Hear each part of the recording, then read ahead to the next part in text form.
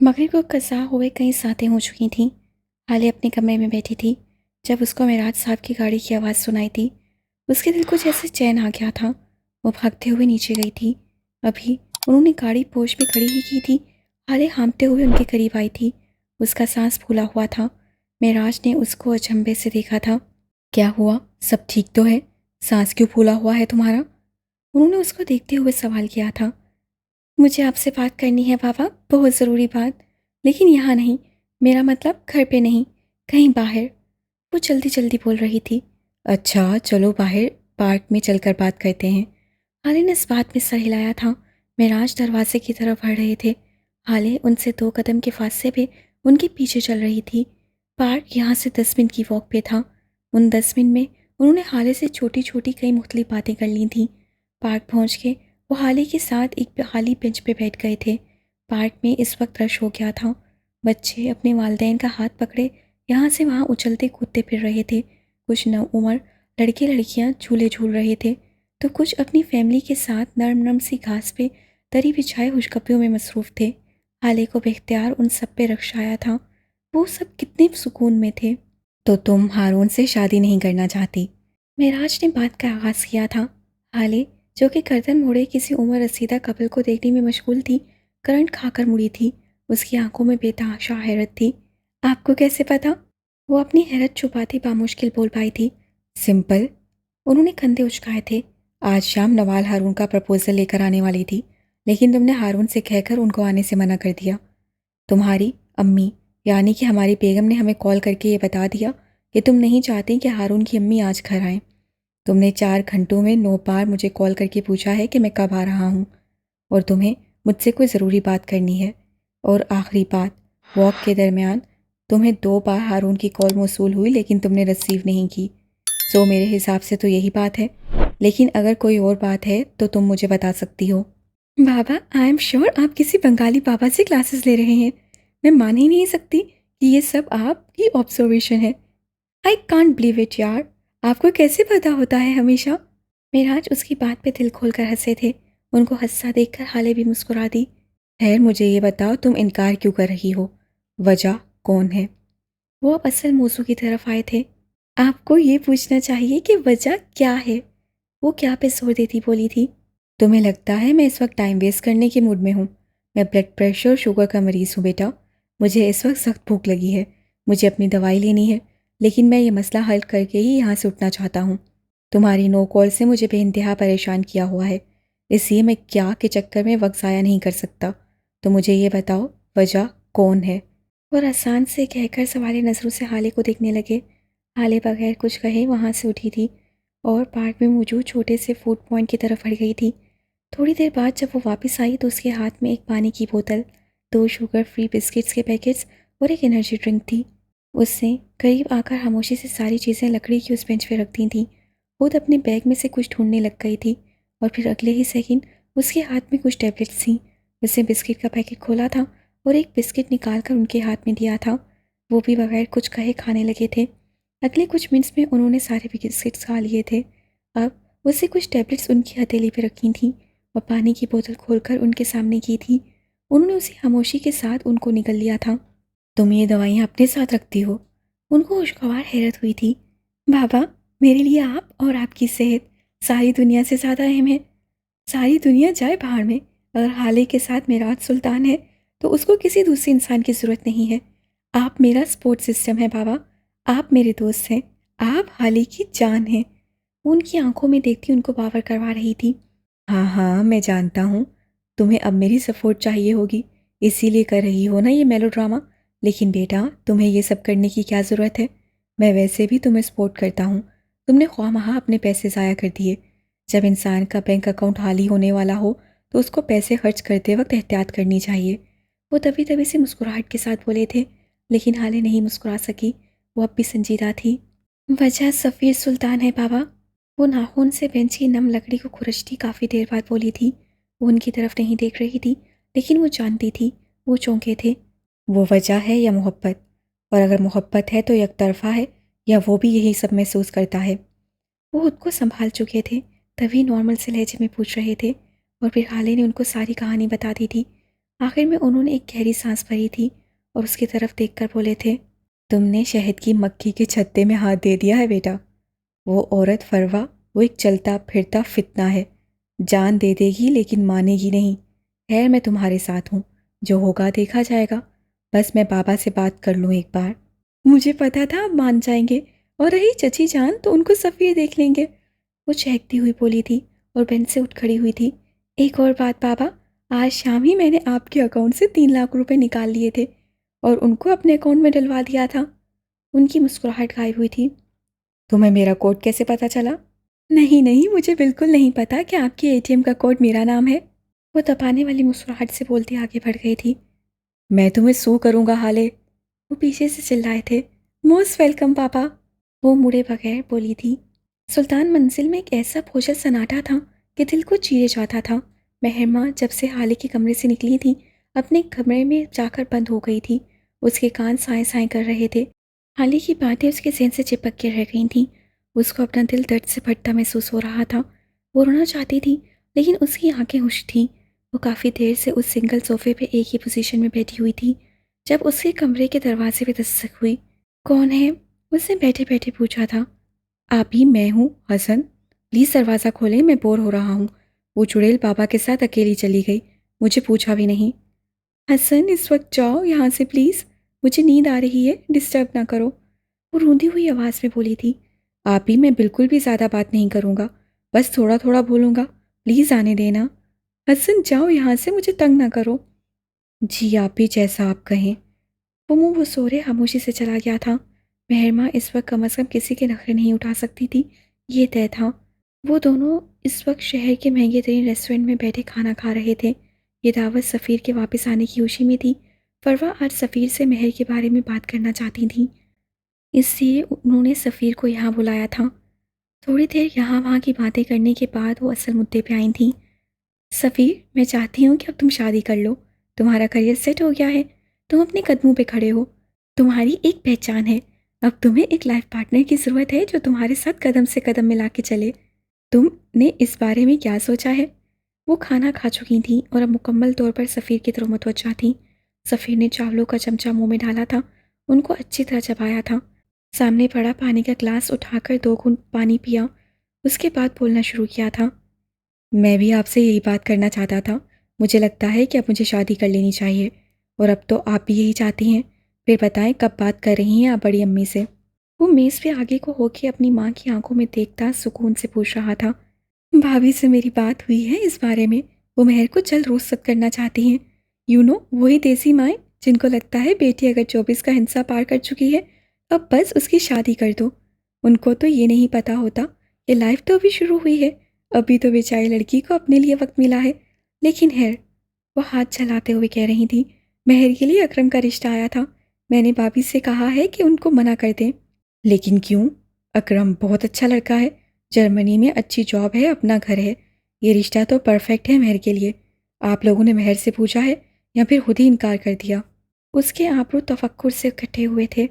उसके लहजे में सादगी थी, फिक्र थी, जबकि फरवा के चेहरे का रंग यकदम बदला था। क्या बकवास कर रहे हो? महर का रिश्ता उससे कैसे कर सकते हैं? उसकी शादी तो तुमसे होगी, इसीलिए तो इनकार किया है उनको। What the hell mummy! वो चिल्लाया। आसपास टेबल पे बैठे लोग उनको देखने लगे थे। सफ़ीर ने एक ताराना नज़र उन सब पे डाली थी और अपनी आवाज़ जरा हल्की कर ली। मैं महर से शादी नहीं कर सकता। मैंने कभी उसको ऐसी नज़र से नहीं देखा। आपको चाहिए कि सोच समझ कर बोलें। वो दबा दबा सा उड़ाया था। सफ़ीर, अगर ये कोई मजाक है तो बहुत घटिया है। क्या हो गया है तुम्हें? वो तुम्हारी इतनी अच्छी दोस्त है, तुम दोनों की इतनी अच्छी अंडरस्टैंडिंग है। और रही बात नज़र की, तो मर्द की नज़र का क्या है, बदल भी सकती है। तुम उसको अब अपनी फ्यूचर वाइफ की नज़र से देखना शुरू कर दो, क्योंकि महर के अलावा मेरी बहू और कोई नहीं बनेगी। वो कुर्सी की पुश से टेक लगाए चमकती आंखों से कह रही थी, जैसे सफ़ीर का इनकार उनके लिए कोई अहमियत ही ना रखता हो। ये आप क्या कह रही हैं? महर मेरे लिए बहनों जैसी है। मम्मी, वो मेरी दोस्त है, कज़न है। हमारी बहुत अच्छी अंडरस्टैंडिंग है, लेकिन इसका मतलब ये हरगिज़ नहीं कि मैं उससे शादी कर लूँ। ये कभी भी नहीं होगा मम्मी, नेवर। आप अपने दिमाग से ये बात निकाल दें। अभी थोड़ी देर पहले तो तुम ये कह रहे थे कि मैं तुम्हारी बड़ी अम्मी से बात करूं। वो क्या था, बताना पसंद करोगे? वो सरसी आवाज़ में बोली थी। मम्मी, मैंने हाले के हवाले से बात करने को कहा था। वो हाले पे जोर देते हुए बोला था, पर वह जहाँ थी वहीं सुन हो गई थी, गोया बर्फ का मुजस्मा बन गई हूँ। उसका रिश्ता तो हारून से होने वाला है। आज नवाल आने वाली थी, मैंने तुम्हें कॉल करके बताया तो था, तुम शायद भूल गए हो। थोड़ी देर बाद संभल कर बोली थी, आने वाली थी लेकिन नहीं आई, और ना ही अब आएंगी। इसे मम्मी, आप कल तक बड़ी अम्मी और ताया अब्बू से बात करेंगी और इस अमर को यकीनी बनाएंगी कि हाले सुल्तान सफ़ीर सुल्तान की है, हमेशा के लिए। तुम्हें आखिर मेहर से क्या मसला है? उसमें क्या कमी है? मुझे यकीन है तुम बस वक्ती तौर पर हाले से मुतासिर हुए हो, और कोई बात नहीं। तुम कुछ दिन मज़ीद सोचो इस बारे में, हम कुछ दिन बाद बात करेंगे, जब तक तुम्हारी राय बदल चुकी होगी। मम्मी, ये मेरी राय नहीं है, मोहब्बत है। I am in love with her, और मोहब्बत नहीं बदलती। आप मुझे कुछ दिन नहीं, कुछ साल भी मज़ीद दे दें, मैं तब भी उसी का नाम लूँगा। आप मेरा फ़ैसला नहीं बदल सकती। और रही बात मेहर की, तो उसमें कोई हामी नहीं। वो बस उस हाके में फ़िट नहीं होती जो कि मैंने अपनी लाइफ पार्टनर के लिए बनाया है। वो बहुत प्रैक्टिकल है। मैं इस रिपोर्टिंग ज़िंदगी से बाज़ार हूँ मम्मी। मुझे कोई ऐसी लड़की चाहिए जो मेरी ज़िंदगी में रंग भरे, जो मेरे साथ कदम से कदम मिलाकर चल सके। और आप जानती हैं मेहर को वो कितनी दबूसी है। कोई ऐसी हो जो मेरी ना को हाँ में बदलना जानती हो, जो मेरी गलत बात को गलत कहने का हौसला रखती हो। कोई ऐसी जो अपना और मेरा सोशल सर्कल मेंटेन करना जानती हो, जो मुझसे ज़िद करे, बातें मनवाए। मैं अब कोई टीनेजर नहीं हूँ जो जज्बात में आकर फैसला कर रहा हूँ। मैंने हर पहलू पे सोचा है और बहुत सोच समझ कर ये नतीजा निकाला है कि मेरी बीवी बनने के लिए जो क्वालिटीज़ चाहिए वो बस हाले में हैं। और अगर ना भी होती, मैं तब भी उसी से शादी करता, क्योंकि मैं उससे मोहब्बत करता हूँ। आई होप अब आप समझ गई होंगी। मैंने तुम्हारी पूरी तकरीर सुनी, लेकिन कोई भी बात मुझे ऐसी नहीं लगी जिसकी वजह से मैं इस रिश्ते के लिए मान जाऊं। तुम इससे सफ़ीर सुल्तान, तुम हाले से मोहब्बत करो या कुछ भी, मैं उससे नफरत करती हूँ। मैंने आधी ज़िंदगी नकीन को बर्दाश्त किया है, अब बाकी की आधी ज़िंदगी उसकी कॉर्बन कॉपी को नहीं बर्दाश्त करूँगी। वो लड़की मेरी बहू नहीं बनेगी, ये बात तुम लिख के रख लो। वह पर्स उठा के खड़ी हो गई थी, और अगर बनी तो मैं उसको कभी कबूल नहीं करूँगी। मैं गाड़ी में तुम्हारा वेट कर रही हूँ, आ जाओ। वो कहती वहाँ से निकलती चली गई थी। पीछे सफ़ीर ने एक गहरी सांस भरी थी। वो बड़बड़ाया था, मैंने घी सीधी उंगली से निकालने की कोशिश की थी, लेकिन अब मैं अपना तरीका आजमाऊंगा। हाँ, मैं यही करूँगा। उससे आसूदगी से आंखें मूंद ली थीं। ये सुबह सुल्तान मंजिल के कुछ मकीनों के लिए बहुत खुशगवार थी, तो कुछ के लिए उतनी ही घुटन सदा। हसीना सारी रात बेचैन रही थी, क्योंकि मेहर बेचैन थी। वो रात से अब तक उसका सामना नहीं कर पा रही थी। मेहर उनको अजीज़ सी, बेहद अजीज़। वो उसकी खातिर अपनी सगी औलाद को भी पीछे कर देती थी। मेहर के आगे उनको कभी कुछ नहीं दिखता था। नाश्ते की मेज़ पे सारा घर जमा था। सवाए मेहर मांगे, वो रात से अपने कमरे में ही बंद थी। हाले उसे गैर मौजूदगी महसूस कर चुकी थी, तभी बेदिली से चंद लुक़्मे जहर मार करके उठ गई थी। अब वो मेहर के कमरे के बाहर खड़ी दस्तक दे रही थी। थोड़ी ही देर में मेहर ने दरवाज़ा खोल दिया था। हाले खामोशी से अंदर आ गई थी। मेहर उसको नज़रअंदाज करके अलमारी में मुंह दिए खड़ी थी। हाले ने नरमी से उसका बाजू थामा था और उसको नरमी से सोफे पे लाकर बिठाया था। आप ही, हमें बात करनी चाहिए। कल शाम जो कुछ भी मैंने कहा, मैं इस बारे में आपको शुरू से सब बताना चाहती हूँ। आप मुझसे बदगुमान ना हो बस। मैं खामोशी से उसको देखती रही। उसका दिल चाहा था वो हाले को बता दे कि वो सफ़ीर को कितना चाहती है, लेकिन उसकी हिम्मत नहीं हुई। और फिर हाले ने उसको शुरू से आखिर तक सब बता दिया था कि किस तरह सफ़ीर ने उसे शादी के लिए पूछा और कब हाले को उससे मोहब्बत हुई। अभी मैं आपको क्या बताऊं, वो तो एक बिन मांगी दुआ की तरह मिल गया है मुझे। मैंने तो सारी ज़िंदगी उसी के मिलने की दुआ की थी। मुझे तो पता भी नहीं था कि मैं उनसे इतनी मोहब्बत करती हूँ। मुझे हमेशा यही लगा कि मैं बस उनको पसंद करती हूँ। मुझे तो 16 साल की उम्र से पता था कि मैं बस उसी से इश्क करती हूँ। मैं तो तब से उसे चाहती हूँ जब मुझे मोहब्बत के मानी भी नहीं आते थे। हमारी तो पसंद नापसंद भी एक दूसरे से काफ़ी अलग है। हमारे नज़रिए में, हमारी सोच में ज़मीन आसमान का फ़र्क है, लेकिन देखें, फिर भी हम एक होने वाले हैं। मैंने अपना नज़रिया, अपनी पसंद नापसंद सब उसी से तो जोड़ लिया था। मेरी सोच को मैंने उसी तक महदूद कर लिया, लेकिन वो मुझे फिर भी नहीं मिला। आप ही, मैंने तो कभी सोचा भी नहीं था कि वो मुझसे मोहब्बत करते होंगे, मेरे लिए फीलिंग्स रखते होंगे। जब उन्होंने मुझे प्रपोज़ किया, I was shock. I was like, क्या उन्होंने वाकई मेरा नाम लिया? वो जज्ब के आलम में कही जा रही थी। मैंने तो कभी ये नहीं सोचा था कि वो मेरे अलावा किसी से मोहब्बत कर सकता है। जब से मैंने तुम्हारे मुंह से उसका नाम सुना है, I am shocked, I am like, क्या तुमने वाकई उसका नाम लिया? वो बस अपने दिल में ही कह सकी थी। हाले, अगर तुम दोनों अलग हो गए, मेरा मतलब है किसी वजह से तुम्हारा रिश्ता उनसे ना हो सका तो? उसके अंदर एक मोहम सी उम्मीद जागी थी कि शायद हाले अभी उससे इतनी अटैच ना हुई हो, शायद अभी उसकी मोहब्बत ने उन बुलंदियों को ना छुआ हो, शायद अब भी इस मुहीब अंधेरे में कोई उम्मीद का दिया रोशन हो सकता हो। मैं मर जाऊंगी आप ही, हाले मर जाएगी सफ़ीर के बगैर। उम्मीद का टिमटमाता दिया बुझ गया था। मुझे तो अब एहसास हुआ है कि मैं उनसे कितनी मोहब्बत करती हूँ। अब उनसे अलग होने का तो सवाल ही नहीं उठता। मैं जानती हूँ आप ऐसा क्यों कह रही हैं, चची जान की वजह से, है ना? उनको सफ़ीर संभाल लेंगे, वो मुस्कुराते हुए बता रही थी। महर मुस्कुरा भी न सकी। अल्लाह करे ऐसा ही हो। उससे भारी दिल से दुआ आती थी, कर्ब सा कर्ब था। दादा जान, मैं आ जाऊं? वो उनके कमरे के अधखुले दरवाजे पे दस्तक देता अपनी महसूस मुस्कुराहट से पूछ रहा था। मेरा सा मेरे जोण दी वजह तू आते मेरा हाथ ठरे। मेरे सांस मेरे जीने की वजह तुम आओ तो मेरे दिल को ठंडक मिले। वो उनके करीब बेड पे बैठ गया था। कंपनी का हालात हाजरा, नफ़ा नुकसान, सियासत पे नज़रसानी, बढ़ती महंगाई पे अपनी तजवीज़, इन सारे मौज़ूआत पे बहस के बाद वो असल मुद्दे पे आया था। मम्मी चाहती हैं मैं शादी कर लूँ, वह गला खंखारते बोला था। और तुम क्या चाहते हो? चाहता तो मैं भी यही हूँ, लेकिन एक मसला है, वह मम्मी की पसंद की शादी नहीं कर सकता। मैं कहीं और इंटरेस्टेड हूँ। आसान हल है, उसको भूल जाओ, क्योंकि फरवा कभी हाले के लिए नहीं मानेगी। उन्होंने उसके सर पे धमाका किया था। आप जानते हैं? उसको हैरत नहीं हुई थी, वो बस सादगी से पूछ रहा था। क्या मुझे नहीं जानना चाहिए? आप मम्मी से बात करें ना, वो आपको मना नहीं कर सकती। आप जानते हैं मैं हाले को बहुत पसंद करता हूँ। मम्मी ने उससे ख्वामखा का पैर बांध दिया है। हाले तो बच्ची है, उल्टा सीधा बोल देती है। वो बड़ी हैं, दरगुजर कर लें। लेकिन नहीं, उन्होंने तो उस बात को ईगो का मसला बना लिया है। वो जैसे बेबस सा कह रहा था। वो इस फैमिली पॉलिटिक्स से बहुत दूर था। देखो बच्चे, हाले मुझे दुनिया में सबसे ज़्यादा अजीज़ है। मैं उसको यूं ही किसी के सर पर मुसल्लत नहीं कर सकता। परवा को खुद आकर मुझसे बात करनी होगी, बाकायदा तौर पर उसको मांगना होगा। लेकिन अब जब तुमने मुझसे मदद मांगी है तो मैं फरवा से बात करूँगा। लेकिन सफ़ीर, मेरी एक बात याद रखना, अगर हाले को नाखून के एक ज़रे जितनी भी तकलीफ़ हुई तो मेरा हाथ होगा और तुम सबका गिरबान। याद रखना। नर्म दो टोक लहजे में तनबा की थी। यार, आप तो ऐसे कह रहे हैं जैसे हिटलर का जानशीन हूँ। मैं मोहब्बत करता हूँ उससे, बहुत खुश रखूँगा उसको। बस मम्मी मान जाएं एक बार। वैसे एक बात बताएं, जिसकी आप इतनी साइड ले रहे हैं वो खुद एक चलती फिरती आफत है। वो जो मेरी मम्मी को नहीं बख्शती, वो मुझे क्या छोड़ देगी? सफ़ीर, अपनी औरत के लिए स्टैंड लेना सीखो।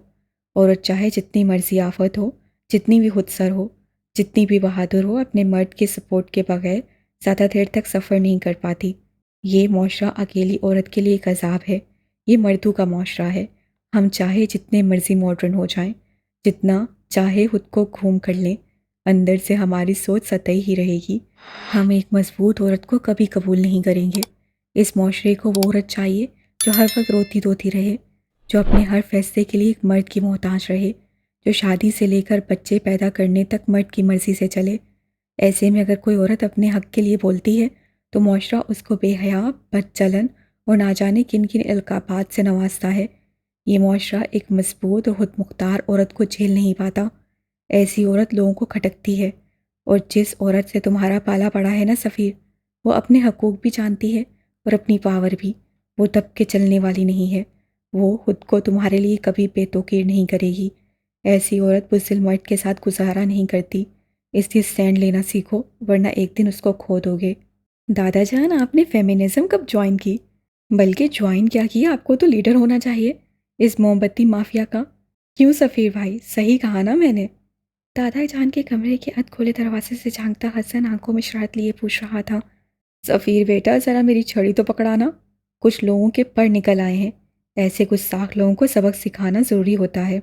जाओ बेटा, छड़ी लाओ। वो बज़ाहिर बहुत संजीदगी से कह रहे थे, सफ़ीर बड़ी ताबेदारी से छड़ी लेने के लिए उठा था। वैसे एक बात है सफ़ीर भाई, वैसे तो आपसे उठ के पानी नहीं पिया जाता, लेकिन जब मुझे मार पड़वानी हो आपके चार चार हाथ हो जाते हैं। और आप दादा जान, आप ज़रा मेरी इस हसीन शक्ल को गौर से देखें। सेम टू सेम मुराद सुल्तान की तरह दिखता हूँ।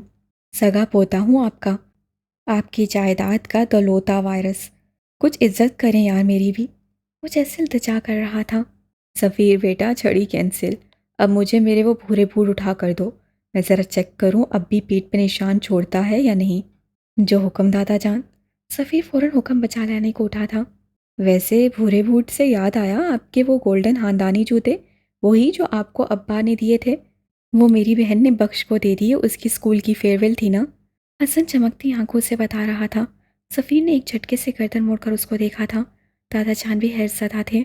लेकिन मैंने तो उसको स्किन कलर के जूते लेने को कहा था। मेरे अब्बा के जूते तो डार्क गोल्डन थे। और मैंने उसको ये भी कहा था कि किसी को साथ ले जाए, उसको रंगों का पता नहीं चलता। अब उनको क्या पता, डार्क गोल्डन को स्किन कलर बताने वाला हसन ही था। वो मारे हैरत के यही कह सके थे। अब पछतावे क्या हो जब हाले ले गई बूट, वो अफसोस से बोला था। लेकिन बख्श तो जीन्स शर्ट पहन कर गया था ना, उसके साथ ऐसे रवायती जूते कौन पहनता है। सफ़ीर जैसे याद आने पे बोला था। बख्श कहता है मेरा अपना स्टाइल है, मैं दुनिया से हटकर चलता हूँ। जो काम दुनिया वाले करने से घबराते हैं वही काम तो बख्श जबार निडर होकर करता है। वो बाकायदा बख्श की नकल उतारते हुए बोला था। उसके स्टाइल की तो ऐसी की तैसी। या अल्लाह हाले, वो मुझे मेरे अब्बा ने दिए थे, मैंने सफ़ीर के निकाह के लिए रखे थे। ये तुमने क्या किया बच्चे। आप कहें तो बख्श से वापस ले आऊं। हसन चेहरे पे ज़माने भर की मासूमियत सजाते हुए बोला था। अब क्या सफ़ीर सुल्तान एक मुलाजिम की उतरन पहनेगा, रहने दो उसी के पास। सफ़ीर के सर का सदका समझूंगा मैं। यूसुफ सुल्तान अपने जलाली मूड में आ चुके थे। तभी हसन ने वहाँ से खिसकने में आफियत जानी, जबकि सफ़ीर गुमसुम सा वापस अपनी जगह पे बैठ गया था। उसका गम दादा से बड़ा था। पहले फेवरेट शर्ट और अब दादा के ख़ानदानी जूते, जिनको पहनने का सफ़ीर को बचपन से ही शौक था। हाले सुल्तान ने उस पर अभी और कितने जुल्म करने थे। मेहरमा अपने घर की सारी बत्तियां बुझाए ठंडे फर्श पे उकड़ू बैठी थी, ऐसे कि बेड की पायनेती से टेक लगा रखी थी। उसकी आंखें सुर्ख थीं, बाल बिखरे थे, हुलिया बेतरतीब, यहाँ तक कि कल से लेकर अब तक उससे कोई एक नमाज भी नहीं पढ़ी थी। अभी भी वो अपने ख्यालों में मगन थी जब उसके कमरे का दरवाज़ा धाड़ से खोलते फरवा अंदर आई थी। मिल जगह से अंधेरे ने उनका इस्तकबाल किया था। उन्होंने स्विच बोर्ड पे हाथ मारा तो सारे में रोशनी फैल गई, सफ़ेद रोशनी। मैंने बेख्तियार आंखों पे हाथ रखा था। ये रोशनी उसकी आंखों को चुभी थी। मेहरमा, ये सब क्या सुन रही हूँ मैं। हाले ने कल रात क्या बकवास की है। देखो, मुझसे झूठ बोलने की कतई कोई ज़रूरत नहीं है। भाभी जान मुझे सब बता चुकी हैं। अब कुछ बोलोगी भी या इसी तरह सोग मनाती रहोगी। उनका बस नहीं चलता था कि महर की हलक में उंगली डालकर सच का पता चला लें। जब सब कुछ पता है आपको तो अब मुझसे क्या चाहती हैं आप। वो उसी तरह आंखों पे हाथ रख के बोली थी। फरवा ने उसके करीब जाकर एक झटके से उसका हाथ आंखों से हटाया और उसका बाजू पकड़कर खड़ा किया था। मुझे पागल बनाना बंद करो महर। मैं नहीं जानती उसने क्या बकवास की है या उसके दिमाग में क्या चल रहा है, लेकिन मेरी एक बात याद रखना, मैं ना तुम्हें इस तरह हारने दूंगी और ना खुद खामोश बैठूंगी। हाले और सफ़ीर कभी एक नहीं हो सकते, कम अज़ कम मेरी इस ज़िंदगी में तो नहीं। वो उसके पास बैठी गुर्रा रही थी। तो क्या करूं मैं, हाँ क्या करूं। गला दबा दो अपनी बहन का, मार दूं उसको। वो खोया फट पड़ी थी। ये सब आपकी वजह से हुआ है। सारी ज़िंदगी मुझे सफ़ीर के ख्वाब दिखाए। आपने कहा सफ़ीर को ज़्यादा बोलने वाली लड़कियां नहीं पसंद, मैंने अपनी ज़ुबान सी ली। आपने कहा सफ़ीर को इंडिपेंडेंट और मर्दों के साथ काम करने वाली लड़कियां नहीं पसंद, मैंने जॉब छोड़ दी। हालांकि सफ़ीर को तो ऐसी ही लड़कियां पसंद थी और हैं। मैंने तो अपनी सारी ज़िंदगी अपना जीना मरना सफ़ीर से जोड़ लिया। उसके आंसू मसलसल बह रहे थे। वो चीख चीख कर बोल रही थी। आपने मेरे साथ बहुत बुरा किया है मुमानी जान। आपने कहा सफ़ीर को मस्बी लड़कियां नहीं पसंद, मैंने नमाज़ें पढ़ना छोड़ दी और जब कभी पढ़ती हूँ तब हमेशा ये देखती हूँ कि कहीं सफ़ीर तो घर पे नहीं, कहीं वो तो नहीं आ गए। मैंने तो खुदा को भी छोड़ा है सिर्फ सफ़ीर के लिए। मेरी तो ज़िंदगी की सारी इक्वेशन ही ख़राब हो गई। मैं स्क्वायर वन पे आकर खड़ी हो गई हूँ। मेरी लाइफ, मेरे गोल्स तो बस यही थे कि मैं सफ़ीर से शादी करूँगी और फिर मुझे अब्बा की मोहब्बत मिल जाएगी। उसका लहजा रूंधा हुआ था। मैंने सिर्फ सफ़ीर को नहीं खोया, मैंने यूसुफ सुल्तान को भी खो दिया है। सारी ज़िंदगी के लिए सब कुछ खो दिया मैंने। मैं हर चीज़ का मैं दावा करूँगी मेरी जान, मुझे एक मौका दो। तुम हिम्मत क्यों हार रही हो? मैं हूं ना। परवा सुल्तान के होते हुए तुम क्यों परेशान हो रही हो? दुनिया यहाँ की वहाँ हो जाए, लेकिन मैं तुम्हारे अलावा किसी और की शादी सफ़ीर से नहीं होने दूंगी। वो उसके चेहरे को अपने हाथों के प्याले में भरती मोहब्बत से कह रही थी। अरे किस किस चीज़ का मदावा करेंगी आप? उसकी भूरी आंखों में तनफ्फुर था। मैंने अपना खुदा छोड़ा है सफ़ीर के लिए। मेरा खुदा मुझे वापस कर सकती हैं। आपके तो अपने थॉट्स ही क्लियर नहीं थे। कभी आपने मुझे दकियानूसी बना दिया तो कभी मॉडर्न। और मैं सफ़ीर की मोहब्बत में इतनी पागल थी कि आपकी हर बात पे अमल करती चली गई। वो बोल बोल कर हाँफ चुकी थी, तभी बेड पे गिरने के अंदाज में बैठ गई। ये सब हाल ही की वजह से हुआ है, तुम मानो या ना मानो, ये सब उसका किया धरा है। उसी ने सफ़ीर को कोई ऐसी पट्टी पढ़ाई है कि उसको हाले के अलावा कुछ दिखता ही नहीं। मैं अगर उससे नफरत करती थी तो उसकी कोई वजह थी, लेकिन तुम उस नागिन को समझ ही नहीं सकी। अब तुम्हारी अकल टिकाने आ गई होगी। मुझे मेरी बहन के खिलाफ मत करें, ये बेकार है। आपका ये हरबा मुझ पर असर नहीं करेगा। कोई भी बात या कोई भी चीज़ मुझे मेरी बहन से बदसन नहीं कर सकती मोमानी जान। आपके लिए बेहतर होगा कि आप यहाँ से चली जाएं और मुझे अकेला छोड़ दें। वो अब संभल चुकी थी, तभी मुतवासन लहजे में बोल रही थी। एक दिन आएगा महर, जब तुम मुझ पे यकीन करोगी, मेरी बातें मानोगी और मेरा कहा मानोगी। एक दिन आएगा। वो अजीब से लहजे में कहती वहाँ से चली गई थी। महर ने कोई ध्यान नहीं दिया था। उसके पास अभी गम मनाने को और बहुत सी बातें थीं। वो उस वक्त डॉक्टर उबैदुल रहमान के घर में आतिशदान के पास रखे सिंगल सोफे पे बैठी थी। उबैदुल रहमान उनके सामने उसी तरह एक सोफे पे बैठे थे, ऐसे कि उनके सोफे का रुख आतिशदान की तरफ था। नफीसा को उनका नीम रुख नजर आता था। वो मुसलसल नज़रें झुकाए कुछ पढ़ने में मसरूफ़ थे। गालबन उमर की रिपोर्ट्स थीं। साथ साथ अपने एक हाथ में पकड़े कॉफ़ी के मग से खून भरते थे। नफीसा जब से यहाँ आई थी, उमर की तबीयत बहुत बेहतर थी। उसको 7 समंदर पार की आब व हवा रास आ गई थी शायद। इस वक्त भी वो उसको उबैदुल रहमान के कमरे में सुला कर आई थी। उमर की बेहोशी के अगले रोज़ उन्होंने केस छोड़ दिया था और कुछ ही दिन बाद अमेरिका आ गई थी। यहाँ आकर वो सबसे पहले डॉक्टर उबैदुल रहमान से मिली थी। 2 दिन पहले उमर के कुछ ज़रूरी टेस्ट हो गए थे। आज उनकी रिपोर्ट आई थी। बाहर सख्त बर्फबारी थी। तभी डॉक्टर उबैद ने उनको अपने घर बुला लिया था कि उनका घर उस होटल के बिल्कुल करीब था जहाँ नफीसा रह रही थी। डॉक्टर उबैदुल रहमान सांवली रंगत, मुतनासिब नकूश और दरमियाने कद के थे। उनका ताल्लुक इंडिया से था। उनकी और मोहसिन की दोस्ती हॉस्टल में हुई थी। मोहसिन के पाकिस्तान आने के बाद भी ये दोस्ती उसी तरह बरकरार थी। वो दोनों कभी हत्तों का दावत के ज़रिए तो कभी टेलीफोन के ज़रिए एक दूसरे के साथ राब्ते में रहते। उमर की बीमारी के बारे में भी मोहसिन ने उनको टेलीफोन पर सब बता दिया था और उबैदुल रहमान ने उनको अमेरिका आने का मशवरा दिया था। इस वक्त नफीसा पिछले 15 मिनट से उनके कुछ बोलने के इंतज़ार में थी। अब उनका सब जवाब दे गया था। क्या इस रिपोर्ट में आइटम बम बनाने का राज सिक्का है जिसे आप पिछले 15 मिनट से पढ़े ही जा रहे हैं? वो गुस्से में नहीं थी, वो बस कोफत ज़दा थी। वो दोनों इंग्लिश में बात कर रहे थे कि उबैदुल रहमान की उर्दू और हिंदी बहुत कमज़ोर थी। डॉक्टर उबैद ने चंद लम्हे चश्मे के पीछे से उनको नागवारी से देखा था, जैसे उनका मुखल होना पसंद न आया हो, और दोबारा नजरें झुका ली थीं। नफीसा कुलस कर रह गई थी। उफ, ये सर्जन्स का एटीट्यूड। 5 मिनट मजीद गुजर गए। नफीसा अब उठ के यहाँ से वहाँ टहलने लगी थी। उन्होंने ज़रा की ज़रा नज़र उठाकर डॉक्टर उबैद को देखा तो उनके हाथ में कोई रिपोर्ट ना पाकर थोड़ा हैरान हुई। अब वो उनके सर पे आकर खड़ी हो गई। तब उनके हाथ में एक हथेली जितनी लंबी और 4 उंगलियां जितनी चौड़ी किताब देखकर तो जैसे उनका दिमाग ही घूम गया। आप मेरे साथ मजाक कर रहे हैं? आपको ये सब ड्रामा लग रहा है? मेरा बेटा कैंसर का मरीज़ है। इस वक्त उसकी रिपोर्ट से ज़्यादा ज़रूरी आपको ये फजूल सी किताब लगती है? मैं अपना मुल्क छोड़कर, अपना केस छोड़कर क्या यहाँ झक मारने आई हूँ? ये लगता है आपको? अभी के अभी मैं अपने बेटे को लेकर जा रही हूँ। आपसे 100 गुना बेहतर डॉक्टर्स मिल जाएंगे मुझे। वो गुस्से से सुस्त चेहरा लिए कोया थाड़ी रही थी।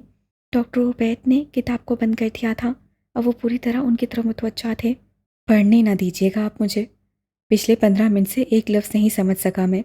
बोलिंग क्यों चीख रही हैं? वो तेवरी चढ़ाए पूछ रहे थे। नफीसा को इस वक्त उन पे किसी पागल का सा गुमान हुआ। मेरी बेटी की रिपोर्ट्स में क्या आया है? उसकी सर्जरी कब है? वो कब तक ठीक होगा?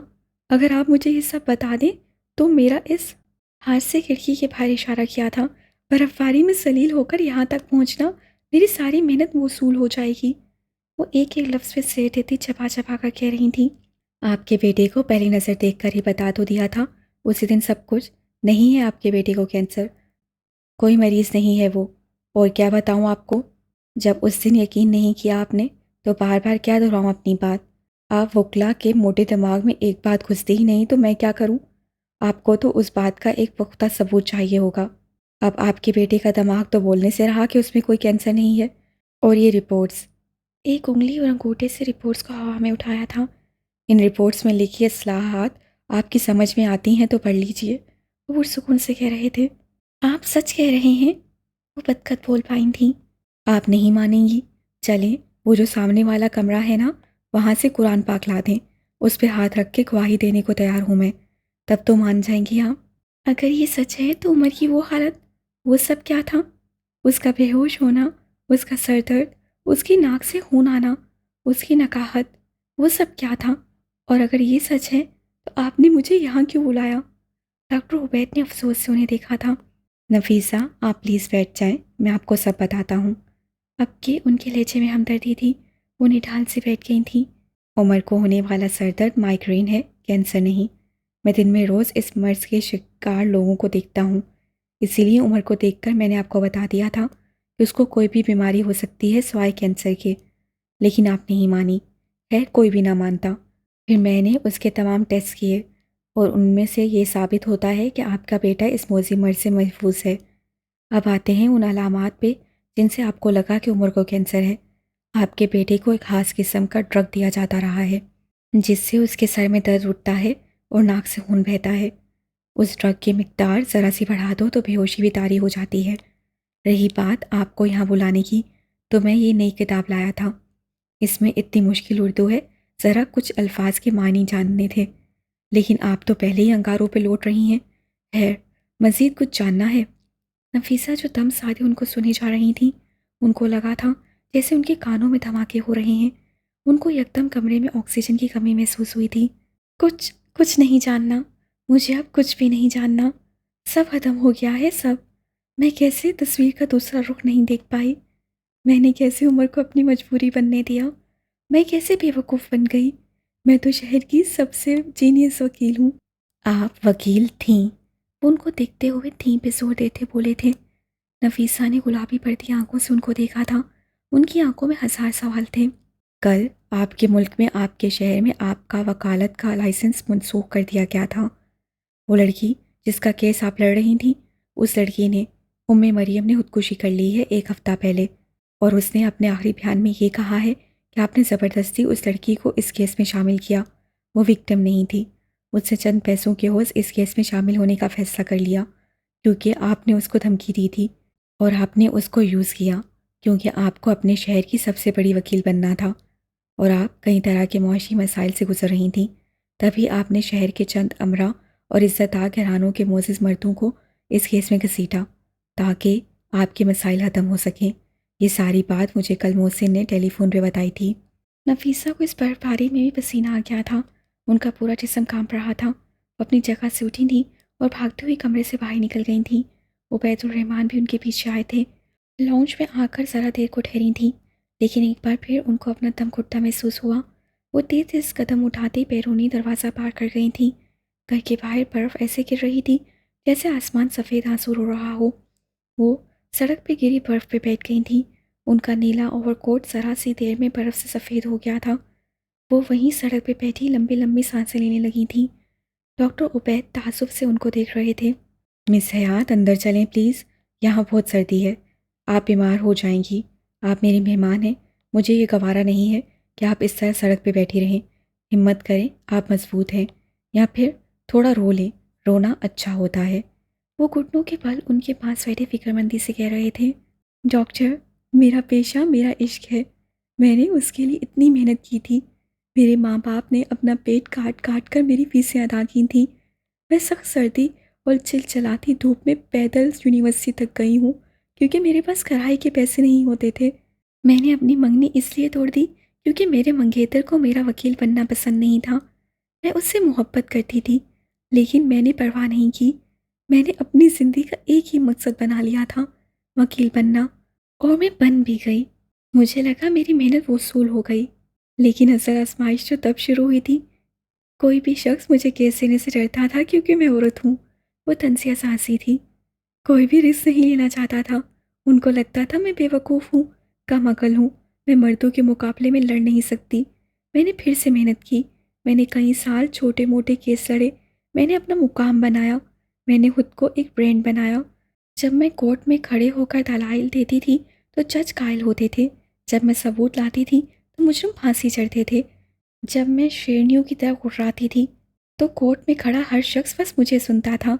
नफीसा हयात को, बैरिस्टर नफीसा हयात को सुनता था। उन्होंने गीली सांस नाक से अंदर खींची थी। वो रो नहीं रही थी, लेकिन उनकी आंखें नम थीं। उबैदुल रहमान अब भी उसी पोजीशन में बैठे उनको सुने जा रहे थे। ऐसे कैसे कोई भी ये फैसला कर सकता है कि मैं दोबारा उन लोगों के सामने बोल नहीं पाऊंगी?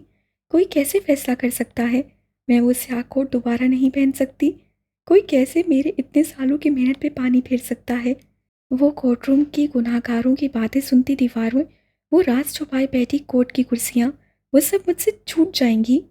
सर्दी की वजह से उनके होंठ नीले पड़ रहे थे, लेकिन उनको परवाह नहीं थी। आप वापस जाएं, जाकर अपने लिए लड़ें, अपना हक लें। यहाँ बैठकर हिम्मत हारने से क्या होगा? आपके बेटे को यूज़ किया है उन लोगों ने, उनके गिरबान पकड़े। मैं किस मुंह से वापस जाऊं? मैं क्या जवाब दूंगी लोगों को कि नफीसा बेगम ने बेटे की मोहब्बत में इंसाफ की जंग छोड़ दी? नफीसा हार गई।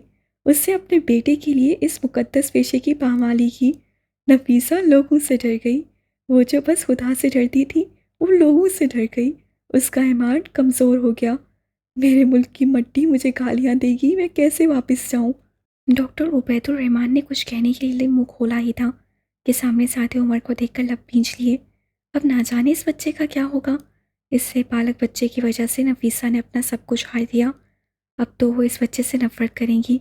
जाहिर है, उनकी अपनी सोचें थी। नफीसा ने भी उसको आते हुए देखा था। अम्मा, आप यहाँ क्या कर रही हैं? यहाँ बहुत सर्दी है, अंदर चले ना प्लीज़। उसकी आंखों में अब भी नींद भरी थी। वो अपने छोटे छोटे हाथ नफीसा के चेहरे पे फेरते हुए परेशान सा पूछ रहा था। वो चंद लम्हे उसको देखती रही। उनकी आंखें भरने लगी थीं, और फिर यकदम उन्होंने खींच कर उमर को गले से लगा लिया था। मेरा बेटा, मेरा उमर, तुम्हारी अम्मा तुम्हारे लिए सारी दुनिया छोड़ सकती है। वो तुम्हारे लिए एक एक से लड़ सकती है। वो तुम्हारे लिए जान दे भी सकती है और ले भी सकती है, याद रखना। वो उसका मुंह चूम रही थी तो कभी हाथ। उमर ठीक था। ये ख्याल ही दुनिया रोशन कर गया था।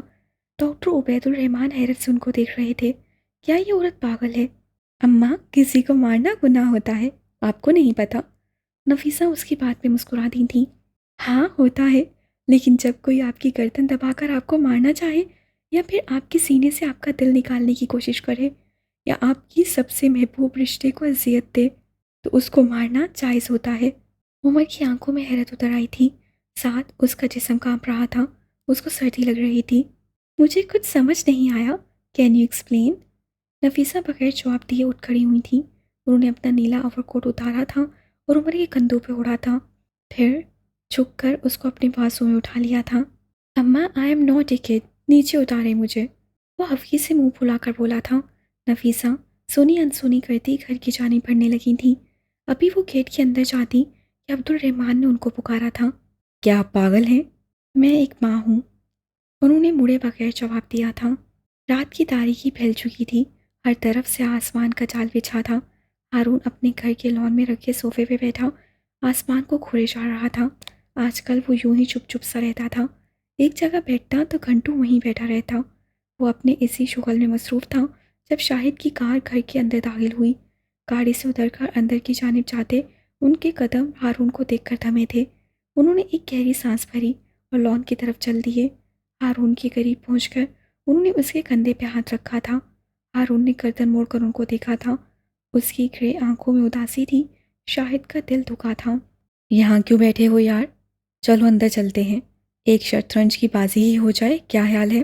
बाबा, अंदर दम घुट रहा है। ऐसे लग रहा है जैसे किसी ने मेरे गले में फंदा डाल दिया हो। और बार बार उस फंदे को खींचकर मेरी गर्दन पे तंग करता जा रहा हो। थोड़ी देर के लिए वो मुझे आज़ाद करता है और फिर अगले ही लम्हे वो फंदा इतना तंग हो जाता है कि मेरा सांस रुकने लगता है। आपके साथ कभी ऐसा हुआ है? उनकी आंखों में देखते पूछ रहा था। उन्होंने उसकी बात का कोई जवाब नहीं दिया था, बल्कि हारून की साथ वाली कुर्सी खींचकर उसके सामने बैठ गए थे और फिर नरमी से उसके दोनों हाथ थाम लिए थे। मेरे साथ ऐसा तब तब होता है जब जब मैं तुम्हारी आंखों में उदासी देखता हूँ। तब तब होता है जब तुम्हें ज़रा सी भी तकलीफ़ पहुँचती है। तुम्हें पता है हारून, मेरा दिल चाहता है मैं हाले के कदमों में जाकर बैठ जाऊँ और उसकी मिन्नत करूँ कि वो तुम्हारे साथ ऐसा ना करे। लेकिन फिर मैं सोचता हूँ क्या बेटे को भीख दिलवाऊँ? इतना कमज़ोर और कमज़र्फ तो नहीं है मेरा बेटा। हो क्या? मुझसे सब्र नहीं होता पापा। मेरा दिल ज़ख्मी है। मैं खुद को ठीक करने का वादा कर चुका हूँ।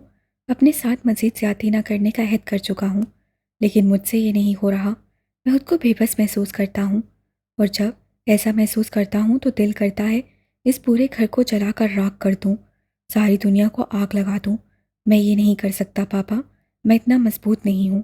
लोग कहते हैं नमाज़ पढ़ो सुकून मिलेगा। मैं कैसे पढ़ूँ? उसका चेहरा आंखों में फ्रेम होकर रह गया है। और किस मुंह से अल्लाह के सामने जाऊं? एक लड़की की वजह से। अल्लाह क्या कहेगा कि वैसे तो सारी ज़िंदगी तुम मेरे पास ना आ सके और अब आए भी तो अपनी गर्ज लेकर। वो शिकस्त होता सा लगता था।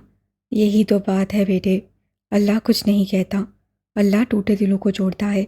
ये तो लोग हैं जो शिकवे करते हैं, ताने देते हैं। वो तो समेट लेता है, ढांप लेता है। और तुमसे किसने कहा है कि नमाज को सुकून के लिए पढ़ो? नमाज तो अतात के लिए पढ़ी जाती है। सुकून तो बोनस है, जो अगर इस ज़िंदगी में ना भी मिला तो अगले चाह में मिल जाएगा। तुम उसके पास जाओ तो सही। वो अपने बंदे को समेटना जानता है। वो अपने बंदे को हील करना जानता है। वो नरमी से समझा रहे थे। हारून गौर से उनको सुने जा रहा था। मतलब सुकून के लिए नमाज पढ़ना भी अपनी गर्ज में शामिल हुआ ना? नमाज सिर्फ अल्लाह के लिए होनी चाहिए, उसके किसी बंदे बंदी या फिर कोई भी और किसी के लिए भी नहीं। ऐसा ही है ना? बिल्कुल दुरुस्त। तुम दुआ मांग सकते हो किसी के लिए भी, कुछ भी। उस दुआ में सुकून मांग सकते हो या फिर वो काम करो जो अल्लाह को पसंद है। उसके बंदों से सिला रहमी करो, आज से इख्तियार करो, उसके सामने झुको, उसको पुकारो। वह सुकून देगा हारून। अल्लाह अपने कमज़ोर बंदों से भी इतनी ही मोहब्बत करता है जितनी एक नॉर्मल बंदे से। वो खुदा है, उसके पास हमारे जैसे पैमाने नहीं हैं। वो नाप तोल नहीं करता, वो शिकवा नहीं करता। ये हम इंसान हैं जो नेकियां भुला देते हैं, वो नहीं भुलाता। पापा, आप रुस्तम से ज़्यादा मोहब्बत करते थे ना, क्योंकि वो स्ट्रॉन्ग था? वो अजीब से लहजे में पूछ रहा था। शायद कि उसके हाथों पे गिरफ्त ढीली पड़ी थी। उनकी आंखों में कर्ब उतरा था। उन्होंने अपने हाथ छुड़वाकर उठना चाहा, लेकिन हारून ने गिरफ्त सख्त कर दी थी। वो उन हाथों को नहीं छोड़ सकता था। वो बस मुझे ज़्यादा पसंद था। आखिरकार उन्होंने बोलने का फैसला कर लिया था। क्यों? वो बहुत स्ट्रांग था, बहुत ज़हीन भी। वो जहाँ जाता था मेरा सर फ़ख्र से ऊंचा करके आता था। उस उम्र में भी उसको बात करने का फ़न आता था। वो बहुत प्यारा था हारून। उनकी आंखों में नमी आ गई थी। उनकी आवाज़ भीग रही थी। वो मेरा बहुत ख्याल रखता था। जब मैं रात को घर आता था तब वो मेरे पैर दबाता था। वो कहता था, पापा आप थक जाते होंगे ना? हारून होंठ काटते हुए उनको सुन रहा था। उसका सर झुका हुआ था। वो हर जगह तुम्हें प्रोटेक्ट करता था। वो तुम्हारा मुहाफिज था। वो बहुत केयरिंग था। मुझे उससे मोहब्बत थी, लेकिन इसका मतलब ये नहीं था कि मुझे तुमसे प्यार नहीं था हारून। मैं तुमसे भी उतना ही प्यार करता था। अगर मुझे उसके ग्रेड्स खुश करते थे तो तुम्हारी पेंटिंग्स मुझे लाजवाब करती थीं। रुस्तम जीनियस था। वो हर काम कर सकता था, लेकिन एक काम जो उससे नहीं होता था वो पेंट करना था। उससे एक सीधी लकीर तक नहीं खींची जाती थी। मुझे नहीं पता तुम क्यों उससे चिढ़ने लगे। हारून ने दांत पे दांत जमाकर सब करने की कोशिश की। तुम कब उससे इनसिक्योर फील करने लगे मैं कुछ नहीं जानता। मैं बस इतना जानता हूँ कि रुस्तम तुमसे बहुत मोहब्बत करता था। हारून अपनी जगह से उठा था और शाहिद के कदमों में बैठ गया था। उससे उनके हाथों पे गिरफ्त मज़ीद सख्त कर ली थी। तमाम हिम्मत मुजतमा की थी और थोड़ी देर बाद जब बोला तो उसकी आवाज़ में बस तकलीफ थी।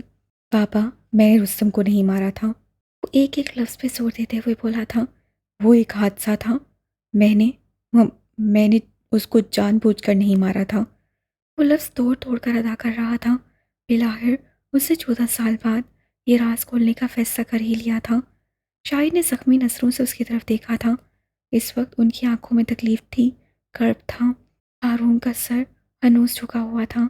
हारून चुप हो जाओ बेटा, इस बात को यहीं दफन कर दो प्लीज़। उन्होंने हाथ छुड़ाकर उठना चाहा, जब हारून ने जल्दी से उनके हाथ दोबारा थाम लिए थे। पापा, बस आज मुझे सुन लें। मैं इस राज के बोझ तले दबता जा रहा हूँ।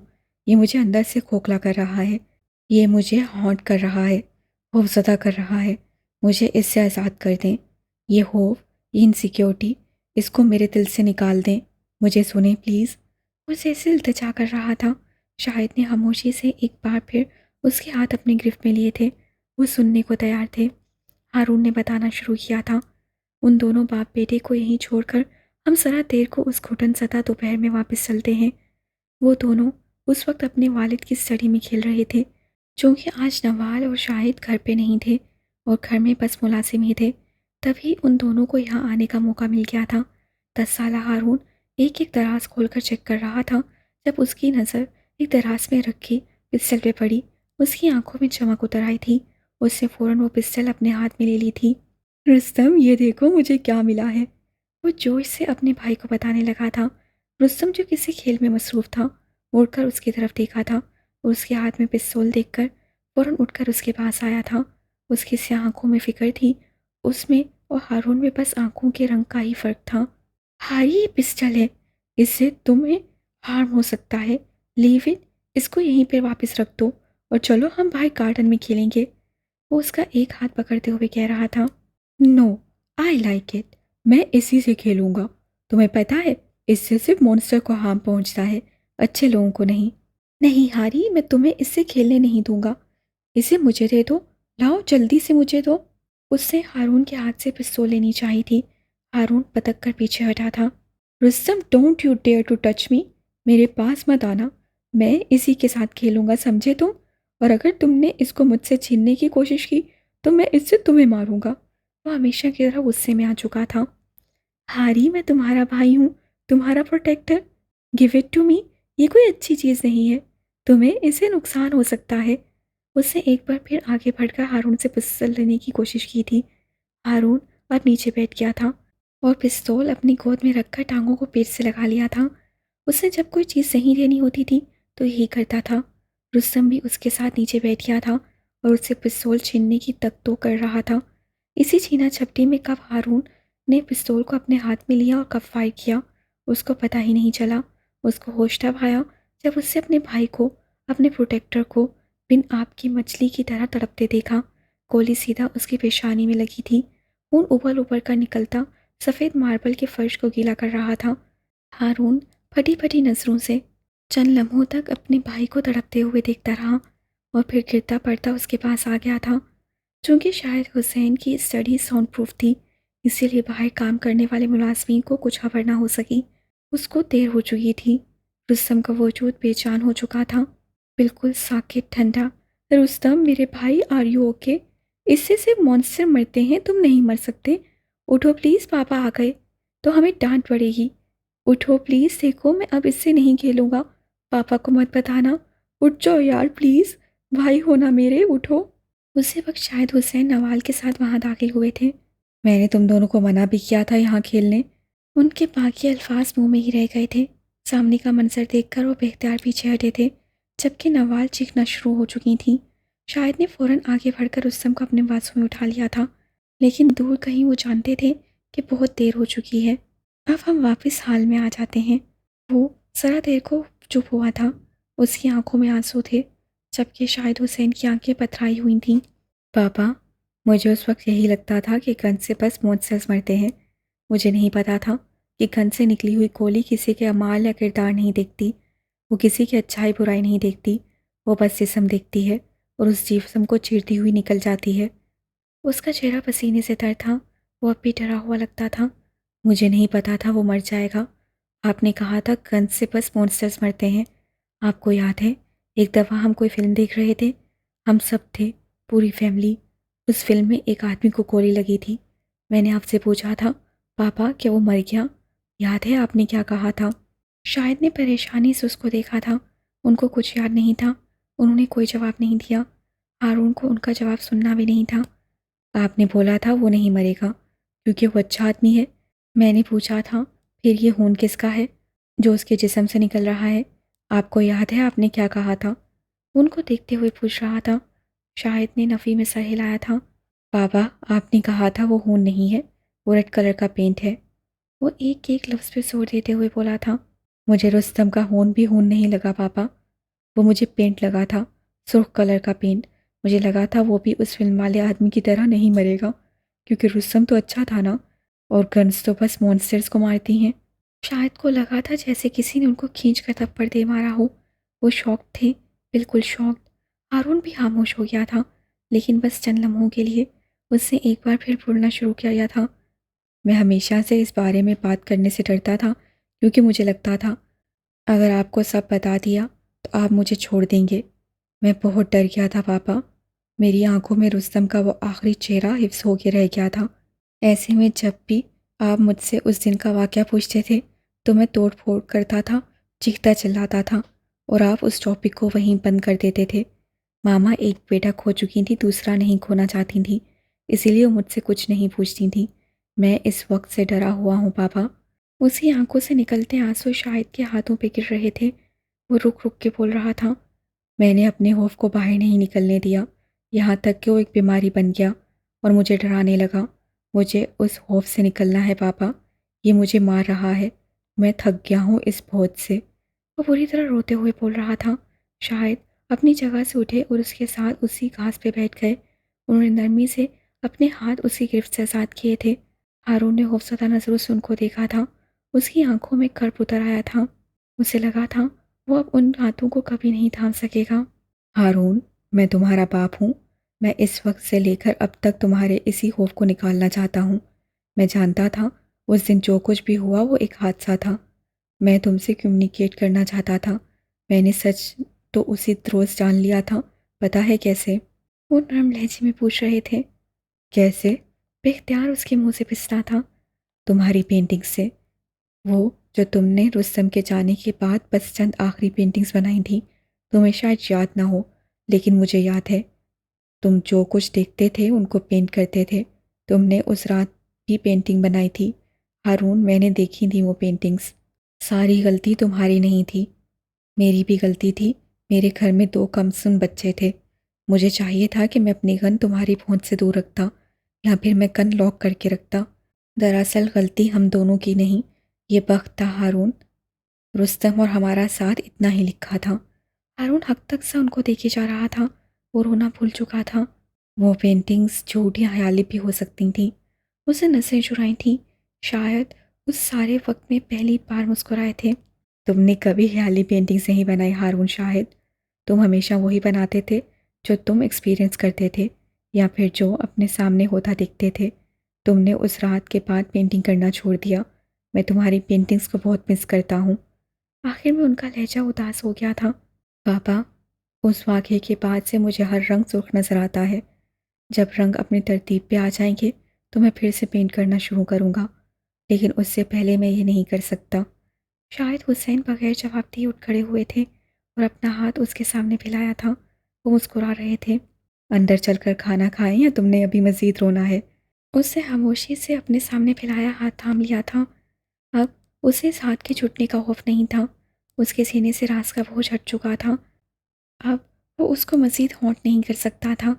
वो खुद को काफ़ी हल्का महसूस कर रहा था।